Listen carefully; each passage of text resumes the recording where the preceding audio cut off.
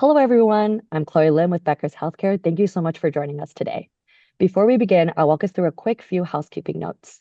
We'll begin today's webinar with a presentation, and we'll have some time at the end of the hour for a question and answer session. You can submit any questions you have throughout the webinar by typing them into the Q&A box you see on your screen. Today's session is being recorded and will be available after the event. You can use the same link you used to log into today's webinar to access the recording. If at any time you have issues with audio or visuals, just try refreshing your browser. You can also submit any technical questions you have into the Q&A box. We are here to help. And with that, I am very pleased to introduce today's moderator, Matt Hall. Thank you, Chloe. And hello, everyone. Welcome to our viewers and listeners. My name is Matt Hall. I'm the Director of Clinical Engineering at Pointcore, and I'll be moderating our discussion today regarding why biomedical tech strategy now impacts margins and growth. Today, we won't just be discussing fixing broken equipment. We'll be talking about a critical and often undervalued lever for system-wide financial health. I'm joined by my colleague, Randy Mattingly, our client engagement executive, who brings years of industry and operational expertise to our company. We both work at Pointcore, and if you're not aware, we are a healthcare services company working to elevate healthcare and positively impact patient care.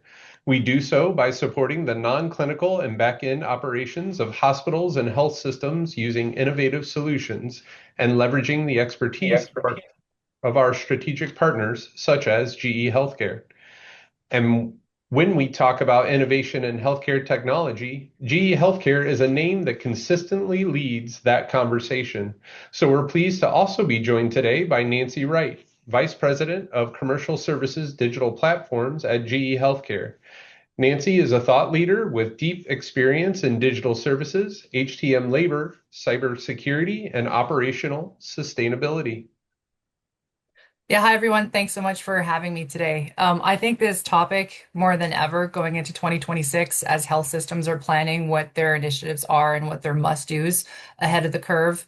We talk about it a lot, margin pressures, where we're going to get cost savings, finding efficiencies, pressures. And I find that the HTM space is one of those areas where everything just kind of comes into the greater masses, right? Everything kind of falls into what the pillar of the underpinning organization is, which is healthcare technology management. So what a great topic to join today. Thanks, Nancy. Randy Mattingly here again. I'm extraordinarily happy to be here. Just leverage experience, right? Being from a clinical payer or commercial space. The hope is to share perspectives, lessons learned, if you will, on behalf of my colleagues. Ultimately, our goal obviously is to raise awareness and stir thought, specifically around reimagining what margin improvement can look like in the areas of, biomedical tech, et cetera, as you use that to improve sustainability and also resiliency in healthcare. Back to you, Matt. Great. Thank you both. All right. Well, why don't we dive right in?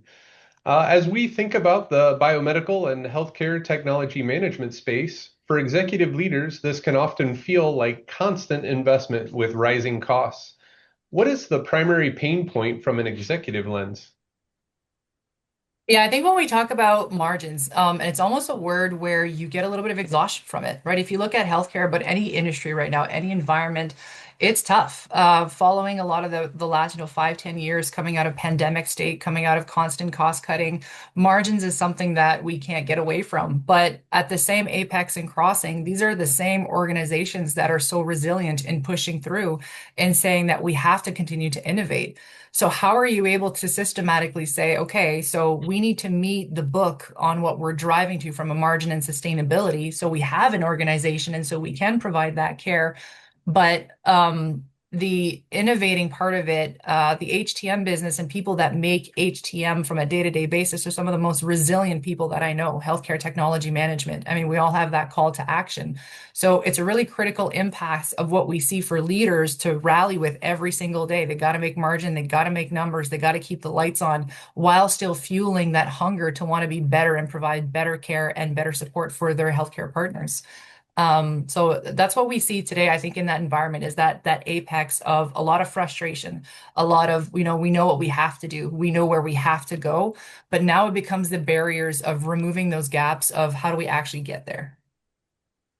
Nancy, I couldn't agree more. I think that, the added point, just for myself is just that, I was understanding that change is constant, right? That underlying current is always there, right? And the need to remodel efficiency. And the question becomes, as we're looking at the top line growth or the top subjects in a lot of people's minds is reimbursement, regulatory, organizational factor, revenue cycle management, et cetera.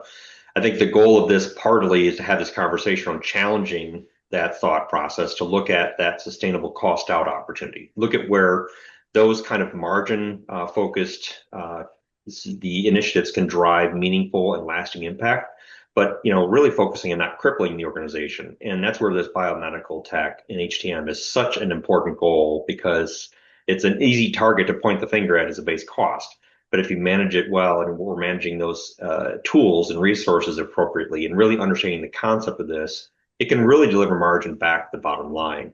And it's not to take away from top line growth. That's very important, right? But where we can reduce our base cost, even by $1, anybody knows from business school, right? The $100 of revenue that it would take to grow there. It relieves that pressure, right? Perhaps leveraging the context of the existing systems, right? We can drive some of those meaningful margin and sustainable investment plans. Yeah, Randy, can you tell us just a little bit more about how you see biomedical tech being a hidden opportunity area? It's you stated earlier, right? Kind of it's the understated or sometimes assumed area, but you know what? I liken this to kind of the IT space where they talk about tech debt, right?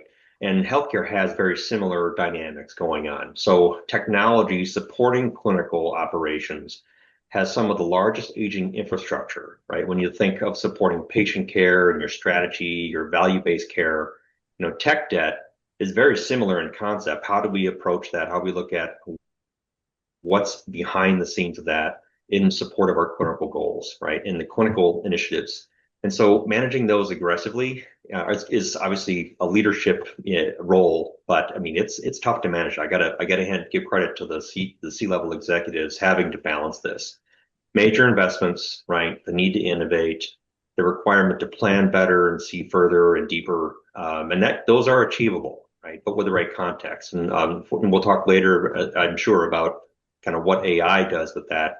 But biomedical tech is a ripe opportunity, given the fact that that is where innovation, many people associate innovation with, right? As well as we apply new insights and we start harvesting that data, we can improve upon that. We can create efficiencies in the scale, et cetera, especially for leveraging systems and people.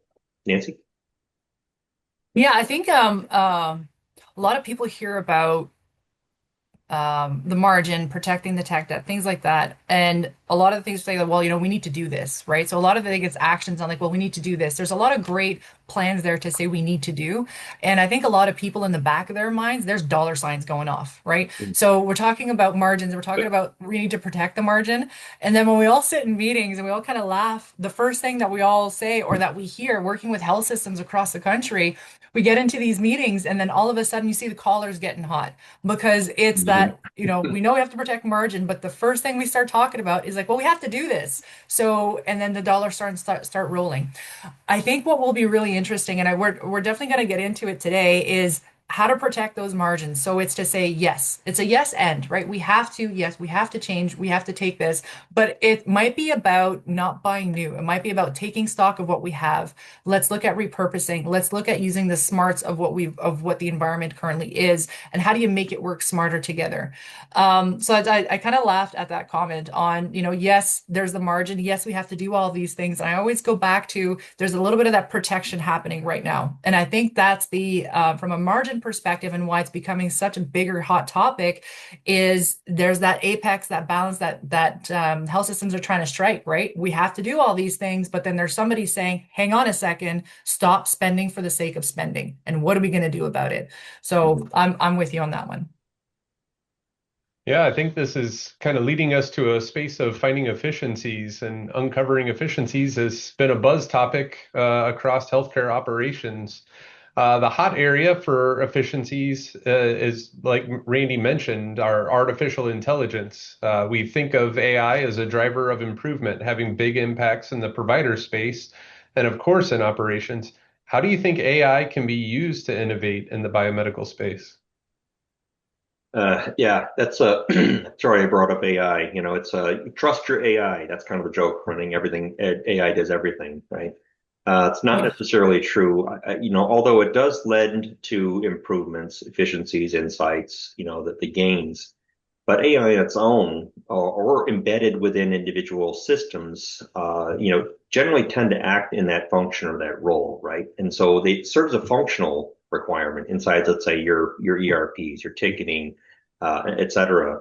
The issue is many times it's context, right? And just you would liken context to how you have to tell the AI engine by a prompt what you want it to do. Very similar is AI within the system will do its own thing for that system, but you lack context. So healthcare, there's hundreds, thousands of systems, right, that are out there, some legacy, some new.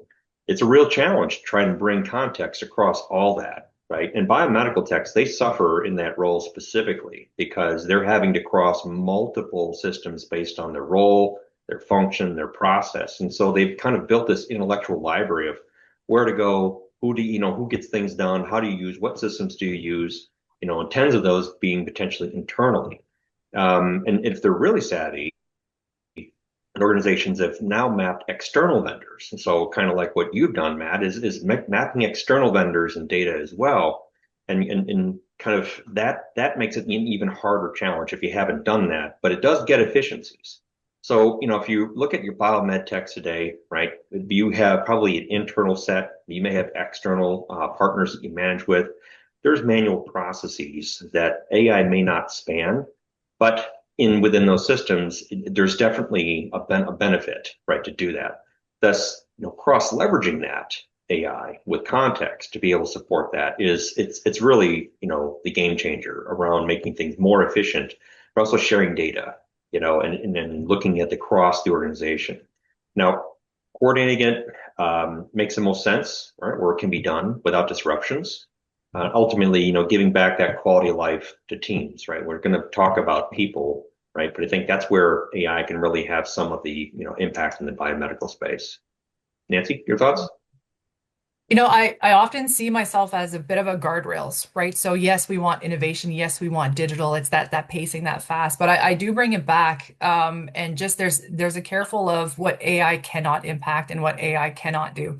And I think in the healthcare space more than ever, we're being challenged with that, right? In terms of we're seeing these waves of you're adding and we're adding and we're adding and all these great things of the buzz of what AI is. And it's not to debunk it, but I am very cautious with people in terms of saying there's a lot of great things out there, but AI should not and cannot replace things like workforces. Hmm, good point. Yeah. Can you tell us a little bit more about that, Nancy? Yeah, so in some examples right now, and we say, what would AI do? Is it meant to complement your role? Is it meant to harness your day? Give it a prompt. Or as we look even more towards developing, an agentic AI, where you actually want it to be able to carry out specific tasks and round out actions throughout the day to take away things like filing paperwork or updating from a specific service event or things like that. So there's great use cases for it. But the reality of what's happening right now with our labor force is that if we're not taking care of that and marrying what I call system technology, process, and people. So the people still need to be able to deliver, right? It's not to say we're going to bring in AI and we're going to be able to transform all of this and everything is going to actually work and reduce by 50%. The reality of healthcare and healthcare delivery is that it doesn't work that way. We need to also consider the harmonization of our labor force and what's happening there. So something called the silver tsunami is very much still something that we have to plan for in our HR markets, right? So we know that let's take this as an example. We've got a large subset of biomedical engineers and technologists that are going to be retiring just based on when the industry really took off in the 80s. So that apex is climbing and climbing. And I think whether you're working as an in-house organization or you're working as an operator delivering field service, we're all perplexed with the same set of this is coming and are we actually ready for it? So I don't think the speed comes to say now in terms of how we're developing AI or deploying it and the euphoric state of what we have. It should actually become how do we use AI to make the labor force that remains more efficient, right? So let's turn it around and let's look at it as an efficiency piece.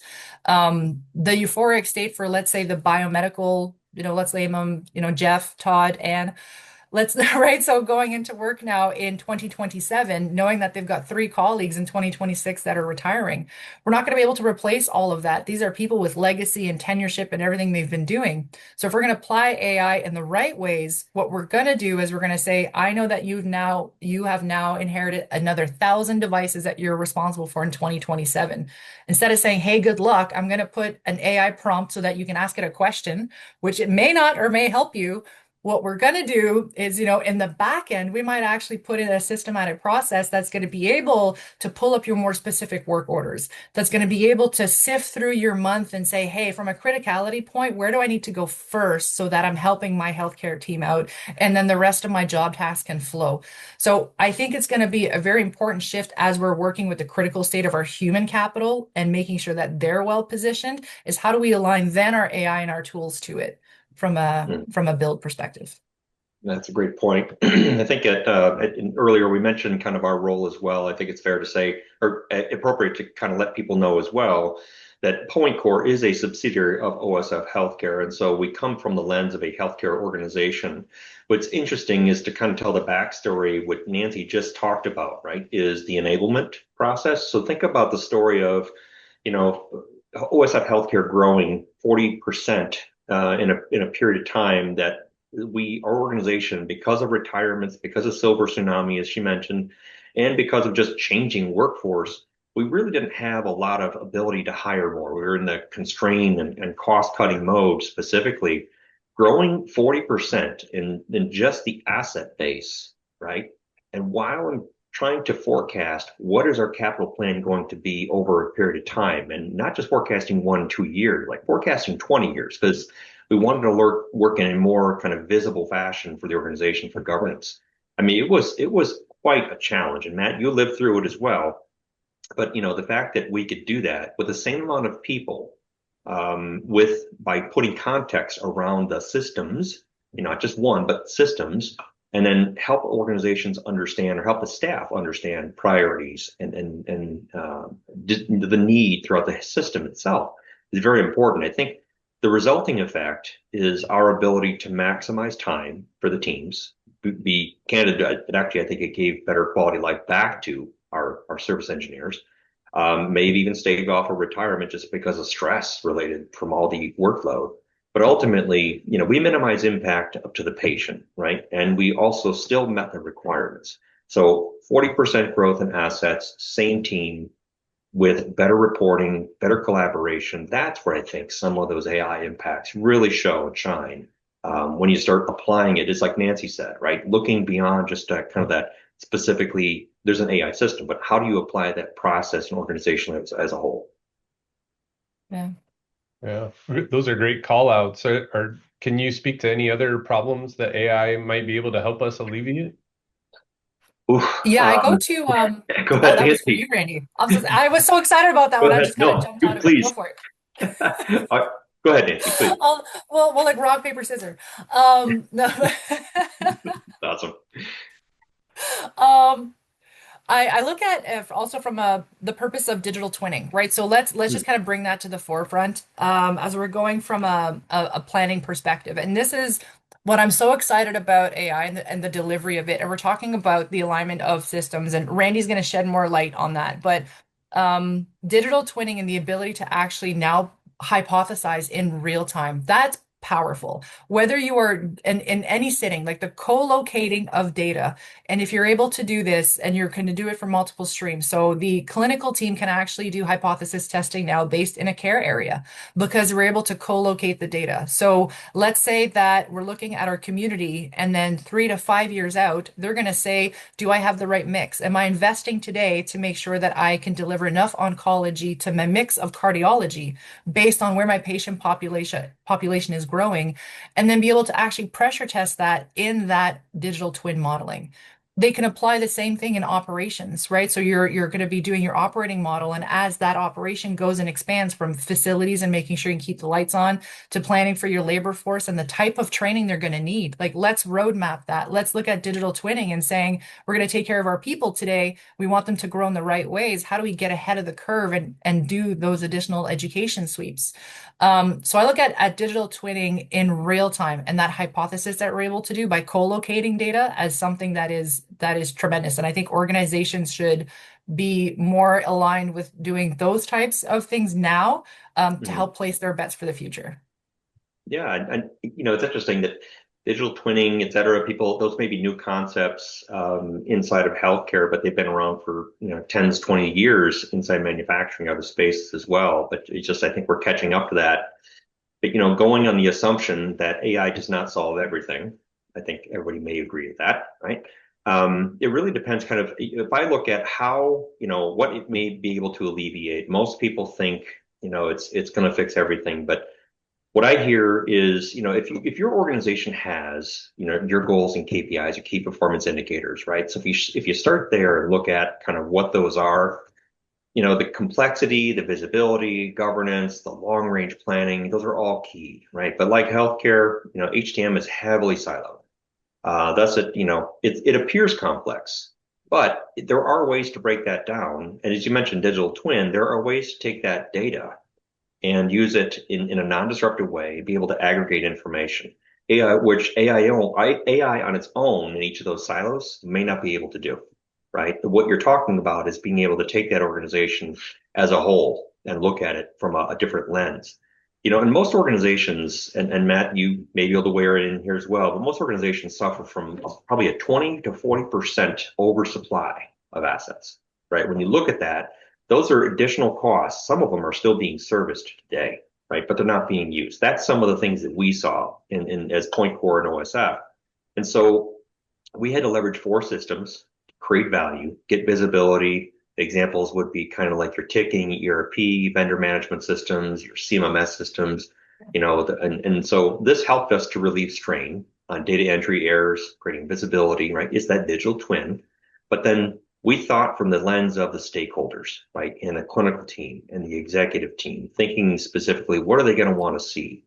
And so, it gave you kind of this governance effect, this halo effect around communicating. People didn't have to wonder where the asset was in its life cycle or its plan, et cetera. So there was a lot of value specifically in engagement in the staff. It saved them time as far as productivity as well. We mentioned earlier about saving 50% of the capital planning time came out of the visibility to that discrete data forecasted over a long period of time. So this really solves for complexity, right? The visibility, governance, even buy-in, right? And planning. And I think that's just the start, when you look at where AI might alleviate things. But once we start looking at this in detail, there's other areas. I mean, you think of supply chain, vendor contract management, rebate admin tracking. There's a lot of different areas you could apply this and just extrapolate that benefit, our biomed field and benefit the organization as a whole. I think it pays to really start with individual systems and see process functions and others in a different way, right? Does that help? Yeah, it's a great point, Randy. And yeah, you asked about our struggles in this area, and we, just like every other healthcare organization, we have more assets documented than are truly there. And using AI and things, it has truly helped us to collaborate with leaders, department leaders, facility leaders, to try and whittle down that list and say, we know these don't exist. We need your help with your clinicians. And it's really led to a collaborative effort to try and get that list down. We still have a lot of work to do, but it has helped make inroads in those discussions and truly turn it into not just us updating our inventory, but getting the help from the clinicians using the equipment. Yeah. Yeah. So a good discussion about what our AI can do for us, but how do we justify that investment in innovation? It may not seem like it has immediate value or that it's abstract, but how do we get that buy-in? Interesting. So paraphrasing Mike Tyson, right? You never survive the first punch, even your best plan, right? You're punched in the face. So the difficulty thing is, you have a great That's a good plan. one. Right? The challenges are that current, we mentioned earlier, that change, that current change that's continuing to be the riptide, so to speak. But leaders, I have to say, leaders, I've met a number of them that do this really, really well, right? They envision the goal, anticipate those punches, if you will, but they have their key performance indicators identified. They do their best to organizationally align. These tools help do that, right? And it gets much clearer as you go. In our example, we wanted to really focus on what is realistic margin as a baseline, right? Because really to justify an investment in innovation, you really start having to focus on what are your costs. And our organization did a really good job of saying, okay, here's our baseline, right? We started with an assessment of the assets. And in many cases, 99% of the market may not have something that has been done. And so once we did that, we did it once, and now it's live, right? Then we have to understand the basis of the process and why we're doing it. So the context, the staffing model, right? What are the systems of record that we use for that insight that we can meld together in a digital twin? And then create a template and connect that and build it out. And then you bring the stakeholders in, et cetera. It's very simple to try and do that. On the front end, though, it may seem like, wow, how do I justify an investment? There was really nothing in the standpoint of new investment, right? It's taking what we already have, our data, and that's our investment. And then looking at in different ways. And then so these components, when combined together, speed to value was very clear, very quick. I mean, it took us 2 weeks behind the scenes, no disruption, and the ability now to see a path to where we can return 1 to 1.5% margin back to the bottom line because of this process. That's significant, right? Where you're talking razor thin margins at organizations, right? And this is around assets, service costs, personnel engagement, on to the softer stuff of clinical impact, et cetera. But it set the stage for greater use. And as we focus on organizations on that value-based care, we feel like we've had a say in that. We feel like we've given and rendered back a real strong business case as to what a true cost is in delivering that service as a benchmark. Yeah, I like the perspective of like you can actually show the percentage point back. And I always tell health systems. So when I have the joy and benefit of working with one of them, and I get that oftentimes, it's like where do we invest and how do we get the committee to invest and how do we actually get them to see this is not going to be this big nebulous kind of cost on and on. And the first thing I want people to walk in with is I want you to walk in with your emergency spend for the last 3 years. I want you to be very bullish and I want you to go and say, this is what we actually budgeted as emergency capital. My first question to organization is, why do you have such a big emergency reactive capital bucket? Because you now know that you have to draw from it. That's a major red flag to any organization. I'm not saying that emergencies don't come up. We're not saying that, there's not going to be a situation where something just happens out of force of nature, things like that. However, if you look at the curvature of emergency spend and how capital is being allocated and the growth of that bucket over time, that's the biggest indicator in terms of saying, let's get the return back from that bucket, because that is a clear delineation of a reactive process that actually impacts margin across every single one of your work streams. So if we put ourselves in the shoes of we're in a planning scenario now and we're going to attack your emergency reactive spend, and everybody's like, oh yeah, that's a big draw. Why do we have so much money in there? I'm like, okay, so that's one line item. The invisible line items behind that red bucket that you see sitting there as your emergency spend is also now happening in terms of the reactive pushback state. Your entire clinical team is scrambling because now you're moving operations out of ORs that you shouldn't be. Your entire radiation imaging team is shut down because you have unpredictable downtime that you maybe shouldn't have, or system failures that should have been planned for by means of construction or redevelopment. You've got operating biomed teams or facility teams that are now working after hours or around the clock or something like that in terms of creating additional costs. So everything is in that big reactive vortex. So I tell people, if you feel that you cannot make the investment, or if you have to challenge your organization to actually sit down and plan on doing a transformation investment, bring in your emergency spend for the last 3 years and use that to start your conversation. That's a great point, Nancy. And if I may, just to kind of expound on that. So in our example, that what we experienced is, it's interesting though, the 1, 2, most people will budget that way, right? The 1 year, some jokingly say 6 months. But Yeah. some savvy will say up to 5 years. When we started forecasting, in the digital twin space, we started forecasting life cycle of assets and use case. We started to see the bolus as we said, no, we're going to stave off year one we're going to use that emergency capital to solve this problem immediately. What we didn't see was that bolus issue 5, 10 years down the road. So that too helped us kind of prioritize what does this look like and what are we kicking down the road that we're not seeing. And it's really critical when you look at kind of I don't want to have this pent up demand. So it did also help us that way, and it helped us kind of say what can we pull in, because if we were like you said, if we see service data that's showing these assets are failing or that it's beyond its life cycle and parts are getting more expensive or sparse, we can actually forecast need earlier and correctively approach that versus reactively when it's already too late and we're already impacting patients, right? So couldn't agree with you more on the ability to kind of focus on emergency capital and using that as kind of a lesson learned. That's a great point. Absolutely. And to touch on it even further, as we've met with our facility leaders, we provide this very data-rich plan, and we have them turn around and say, "This is great. Now give it to us for our facilities." So Mm-hmm. it's tip of the spear things, and it will lead to all different areas for the organization. It's really Good great. point. All right, so we've had great discussion. For those wondering how they can apply some of these strategies, though, what advice do you give to leaders that want to test out improvements in an area like biomedical technology and all of our disparate systems that also support our operations? Well, the good news is there's learnings here, right? Hopefully, we've been part of some of those learnings and different perspectives.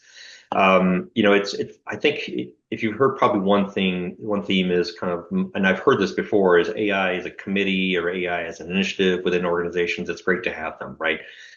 The key is to understand that there's a prompting or a context that is required because it is a matching of systems with your business process, your goals, et cetera. It's important to kind of have your own, right? In the end, right? It is not a vendor dependent system, et cetera. It is something of your own that requires the contextual kind of digital twin, as Nancy described, right? There are solutions, right, that help make this your own without having to have data scientists, prompt engineers, or vendors embedded in your staff. There are solutions out there. I think it's important just to investigate and understand what's out there and there. What are the learnings? Sometimes asking outside the industry, it really helps. I think that the goals around that, so you certainly already have your KPIs, your key performance indicators, your goals already, right? So which one seems like it's easy? We hope that this topic from biomedical and asset management, because it tends to be a 99% of the market problem, we tend to think that that is a really, really good one to start with. And it doesn't have to be overly complex, right? Just give the organizational somewhere to start, but understand behind this, it's a learning process. So there has to be iteration in a spirit of innovation, right? There's this iterative process around what do you start at? What's the lowest cost entry point to hit to have maximum, effort or maximum lift, so to speak, with minimal or no disruption. That's what caused us to really go focus here, that right maximum effect, minimal disruption. I think the other part of this is just the refinement innovation process. So build into your leadership teams or build into your committee structure, especially with AI, right? That there are going to be upsides you can share, right? And some those are, you can possibly even share with your key partners and bring them closer. And some of them may be more adept at doing that. And that's what we found, with Nancy and her team around being ways to kind of have those advanced partners work with us and build out kind of the next step, next strategy to where we can see true savings and collaboration. There are opportunities there. That does come back to you. And it does come back to you what we thought and what we proved is it comes back to you in margin, right? Staff satisfaction, and then some of the softer stuff that we didn't anticipate, clinical impact, right? Sustainability, looking at things around how do we continue operations in the face of challenges, right? And then these are foundational elements, I believe, between like foundational things around clinical care and brand to what is becoming the value-based care model of the future. Nancy, your thoughts? Yeah, I always tell a great saying is we don't have a strategy problem, we have an interoperability problem. And I think that's the like if I were to pull one kind of theme of, we need protecting our margins, where are we going from a cost cutting perspective? And there's a beauty right now going on in simplification. So I would tell organizations time and time again, and I listen to the conversations and we sit through whiteboarding sessions, and then you look at all of the disparate different sources that they're trying to drive cost out of, like wringing out a rag, right? And then they're one impact though, it's like, well, which one do we want to impact today? And they keep kind of driving down this apex of saying at some point in time it's going to break. If we keep cost cutting out in this exact same way we've been doing, there's only going to be so much refinement that you can do. So the theme of today in terms of margin, but then also looking at interoperability, the number one thing I would tell health systems and organizations is look, co-locate your data. Like that needs to be first and foremost. Get all your data in the same platform on the same map. And if you can't do it all at once, because you probably shouldn't, because we've done that, go the other way. But start with co-locating some of it, right? So do your work streams and say, I'm going to join my operating data with some of my clinical data. And why am I going to do that? Well, I want to be able to see the line. I want to be able to see the life cycle of what's going on as some examples. So your interoperability, one, co-locate your data. Two, do it in bite size. So map, if you're going to do, let's say you're going to do your payer, your pharmacy, your operations, and your clinical, map them one to one, and then take it as 4 different trenches so that you have proof of concept as you go. Great learning that we've had ourselves with Pointcore as well is we had the vision, we had the map of where we want to be when our model is, let's say, grown up, right?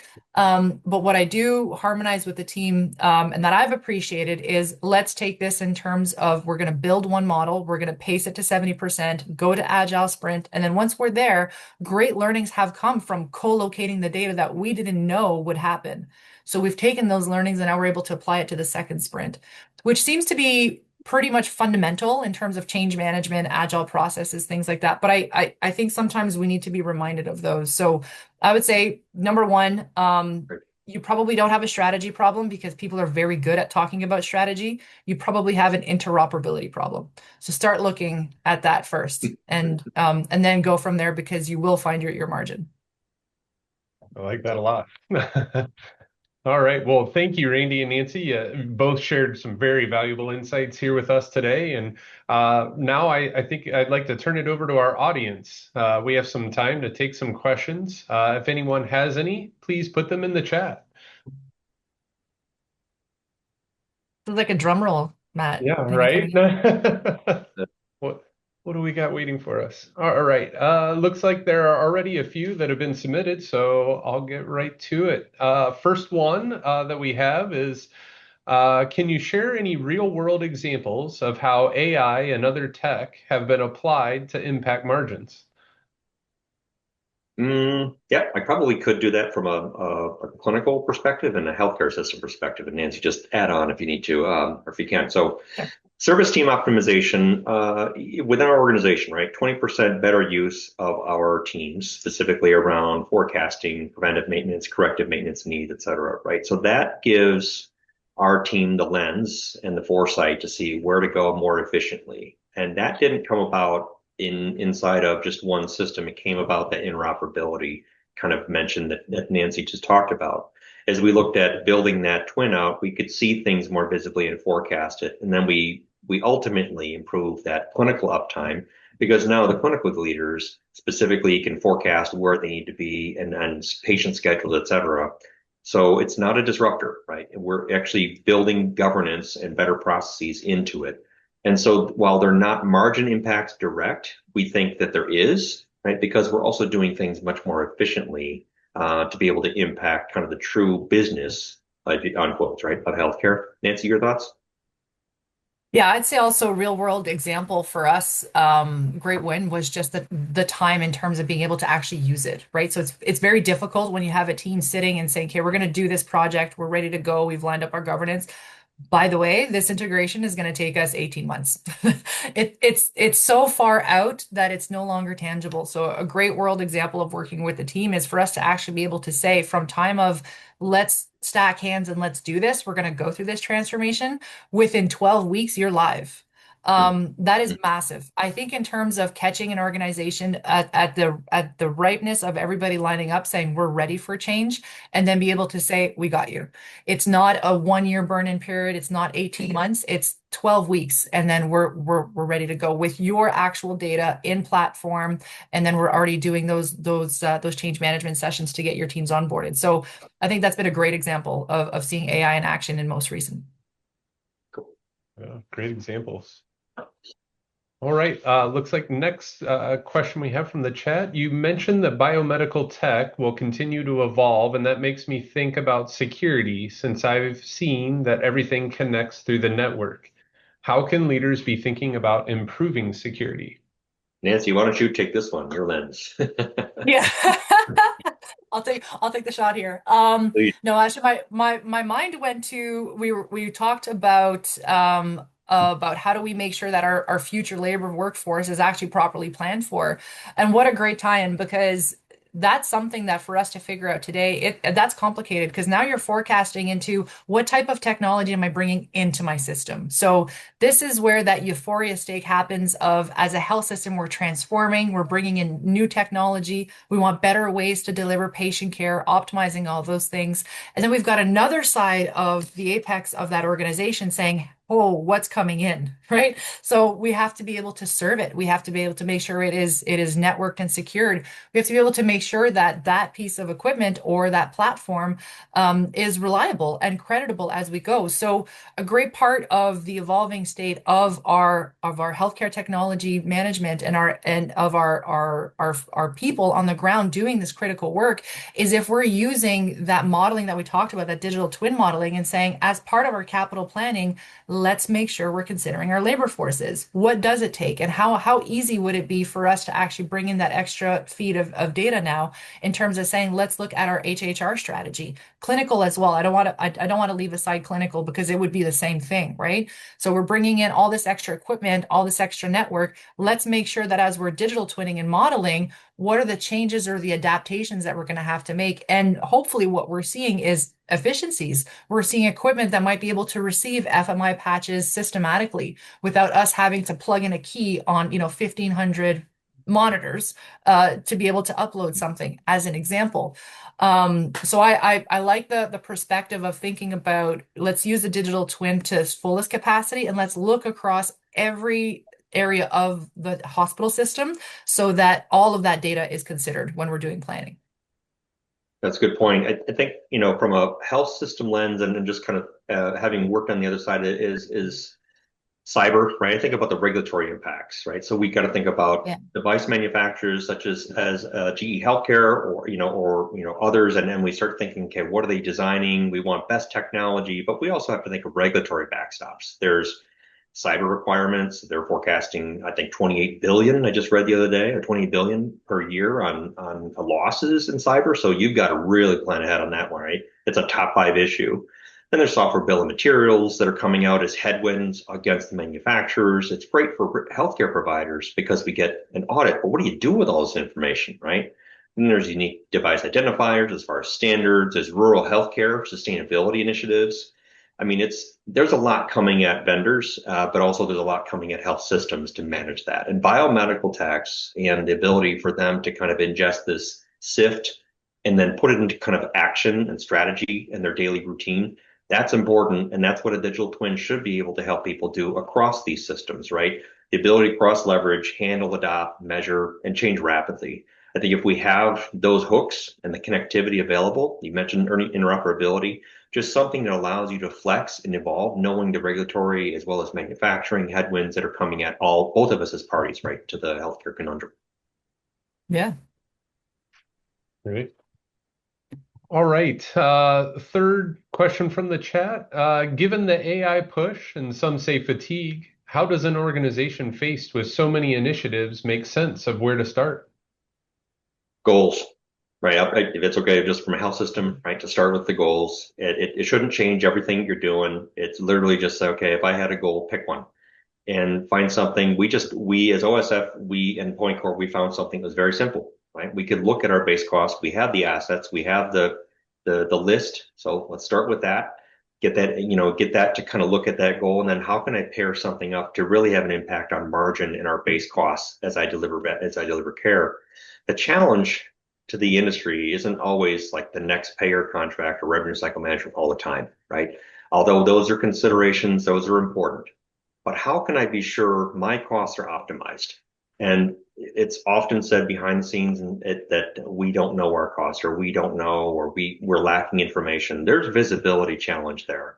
And Nancy mentioned interoperability. That's the challenge, right? Get the visibility to that data.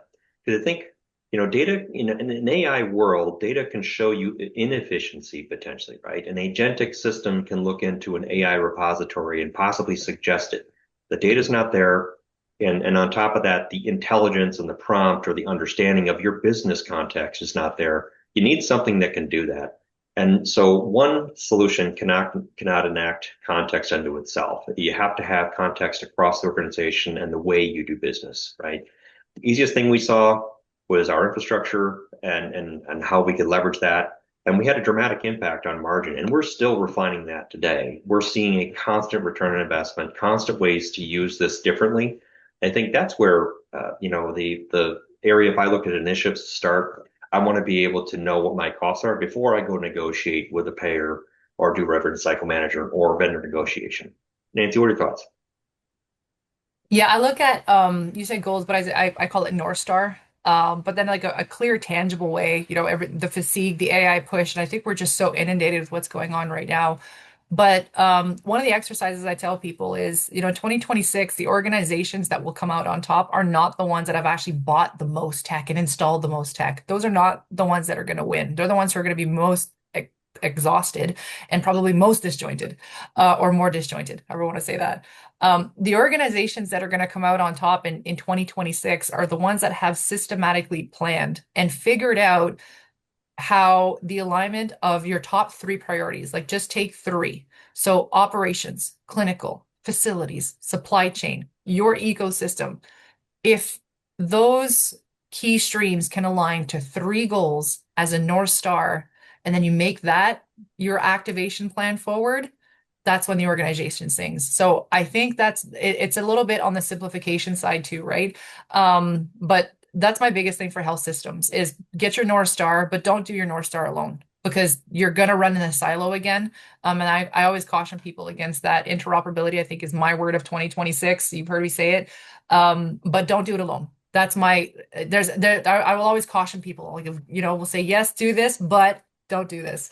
So I'm curious to hear about health systems and, at the end of your 2026 or what that looks like, or come back to this group here with feedback and say, look, yeah, we did that. There's fatigue, there's overstrain, there's burden on the system. We're overcosting, underperforming, these kinds of things.